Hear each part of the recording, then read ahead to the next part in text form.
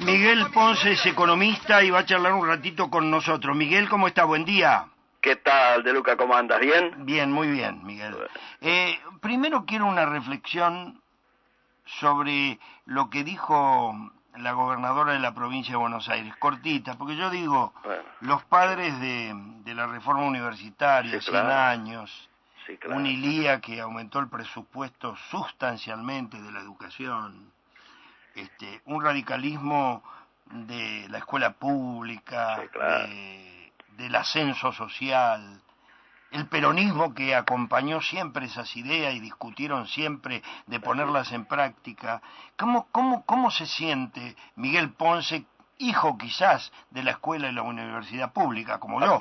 Absolutamente, no solo eso.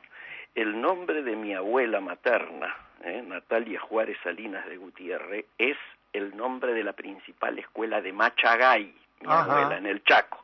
Mirá El nombre vos. de mi padre, Agustín Ponce, es el nombre de la principal escuela de Trevelin, en la Patagonia, al sur de Esquel.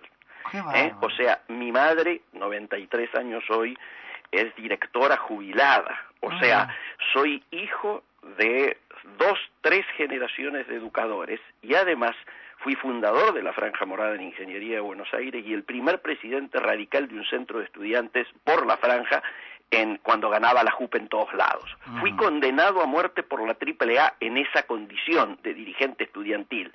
Nosotros, en el momento en que se cumplen 100 años de la reforma universitaria, 50 años de la creación de la Franja Morada, es inadmisible lo ocurrido y yo salí al toque a plantear que debía orgánicamente el radicalismo, pero particularmente su frente estudiantil, definirse de manera inmediata.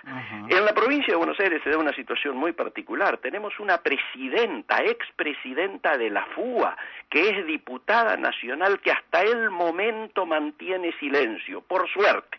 El actual presidente de la FUA y el presidente de la Franja de la Federación Universitaria de La Plata salieron obviamente a repudiar estos dichos que claramente están a lo mejor indicando, algunas manifestaciones de diferencias insalvables que empiezan a mostrarse en lo que hoy es la coalición de gobierno, ¿no es cierto? Yo creo que el radicalismo no puede dejar pasar esto bajo ningún punto de vista.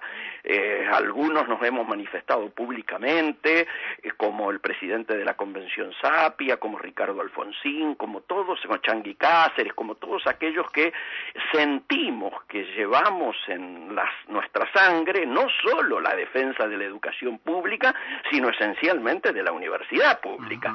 Y esto claramente, además de ser una falacia, porque hoy si uno hace nosotros tenemos el censo, que lo ha hecho el CIN, el Consejo Interuniversitario Nacional, presidido hoy por un radical que es rector de la Universidad de Córdoba, que nos dice que arriba del 60% de los que asisten a las universidades del conurbano de la provincia de Buenos Aires son primera generación dentro de su familia, primera generación de estudiantes universitarios en su familia. Por lo tanto, digo, creo que ha sido un error, quiero creer que los fallidos son más bien psicológicos, ¿no es cierto?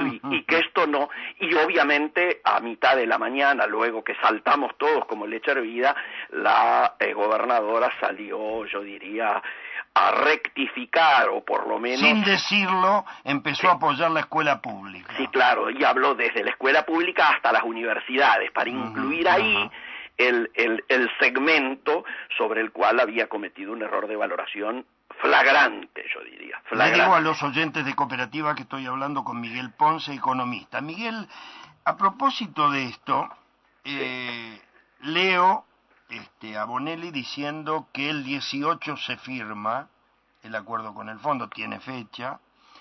Digo Bonelli en Clarín, ¿no? Sí. Y además dice que el monto llegaría a 45.000 millones, claro, y que las exigencias serían duras. Una primera reflexión, Miguel. La primera reflexión es recordar lo que nos decía Raúl Alfonsín al respecto. Raúl Alfonsín es muy contundente. En el día de hoy, justamente con todo esto que ya se ha concretado y que pese a que los que nos opusimos públicamente por no entender que fuera necesario ir al fondo cuando se acercaba el supermartes del mes pasado, ¿por qué? Habíamos hablado con 4 expresidentes de bancos centrales, 2 que son muy cercanos, Alfonso Prat-Gay y Martín Lustó. Habíamos hablado con Martín Redrado, que fue el primero en decirlo a las horas de conocerse esta noticia, y habíamos hablado sobre todo con Blecher, que nos había dicho que no podía ser, que no existiendo ni crisis de pago de deuda, que sería el grado más gravoso por el cual a lo mejor se justificaría ir al fondo, que no habiendo crisis bancaria concorrida, sino que era una crisis cambiaria, solamente resultaba un despropósito tener que ir al espacio que es la última instancia a la que hay que recurrir cuando ya no quedan más situaciones como le ocurrió a los amigos de Grecia, ¿no es cierto?, en última instancia. Primer asunto. Segundo asunto, ¿por qué Bonelli dice el 18? ¿Por qué hay este apuro de cerrar el 18? Y bueno, porque el día 19 volvemos a tener otro supermartes, claro, y vencen letras por unos 617.000 millones. La pregunta es, ¿las van a renovar pagando más del 40%? ¿Cómo impacta esto en la economía real? El famoso, esto lleva necesariamente a tener que replantearnos qué va a ocurrir con la economía real, porque al 40% no existe posibilidad alguna ni de descontar cheques, ni de que la cadena de pagos se normalice, porque claro, cualquiera hoy te bicicletea 2 semanas, y claro, ha hecho una diferencia importante. Entonces las pymes no pueden resistir esto. Miguel, ¿y no será por eso que están hablando de un canje de Levac?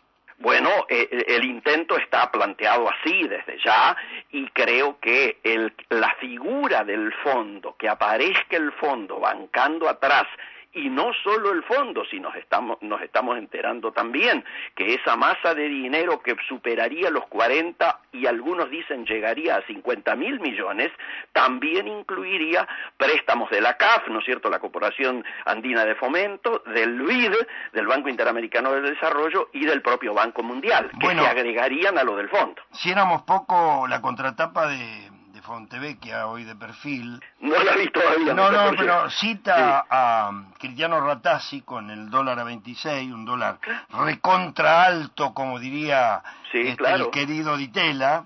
Sí, señor. Y se empieza a hablar de dolarización de la economía. Bueno, a ver, primero, seamos sinceros, nosotros tenemos una economía dual. La gente... Claro. Paga en pesos y ahorra en dólares, por lo tanto el mercado inmobiliario está absolutamente dolarizado. Los que más sufrieron este tema de el proceso de desvalorización de nuestra moneda son los que ya tenían preconcedidos los créditos, porque claro, tuvieron que salir a juntar por el hecho de que automáticamente el valor al mantenerse en dólares les aumentó en pesos. Si vos tenías un crédito concedido ya, ¿cómo haces para salir rápidamente en 48, 72 horas a buscar la diferencia? Y que ahí aparecieron los familiares, los amigos, ¿no es cierto? Pero eso originó prácticamente la parálisis hoy de la actividad inmobiliaria.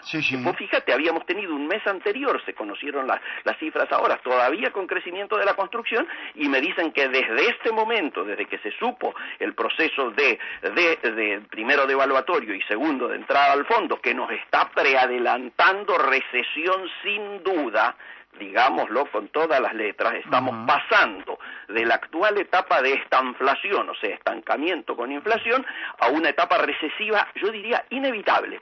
No solo por el proceso del pass-through que se dice, y que acá hay toda una apuesta. Hay algunos procesos de evaluación, como el de Kichilov, que se trasladó 100% a precios. Hubo otro proceso, el del 2015-2016, que se trasladó un 60%. ¿Cuál es la especulación del gobierno? Que ahora no se traslade más del 40%. ¿Por qué eso? y porque si no la gente no vende. El techo para diríamos, volver a poner precios elevados es que si lo subís más la gente no vende. Yo tengo clientes míos que me decían, tengo mis insumos en puerto, están dolarizados, con este tema ¿qué hago? Y yo le digo al tipo, solamente subí lo que te impacte de los insumos dolarizados, no automáticamente todo lo claro, que se... buen ¿no es cierto? Al precio. Y me dice, tampoco lo puedo hacer, me dice. Claro. Con claro. lo cual esta es una bueno, situación... ¿y la dolarización? A modo de final. Yo no lo veo por un tema de que el propio Fondo Monetario no plantea esto ni como condición y mucho menos seguir con un dólar en el cual ellos digan voy a estar financiando los viajes a Miami o claro. la fuga de capitales. El sí. gran problema y el temor que tiene el fondo es que el dinero que ingrese para como solidez, diríamos, de el actual sistema financiero argentino se termine fugando, como ha ocurrido tantas veces en el país, ¿no? Miguel Ponce, hermano mío, muchas gracias por haber estado. Un gran abrazo y ojalá podamos la próxima vez que hablemos dar algunos elementos de rectificación de esto. Miguel Ponce, muchas gracias, querido. Gran abrazo. Chau.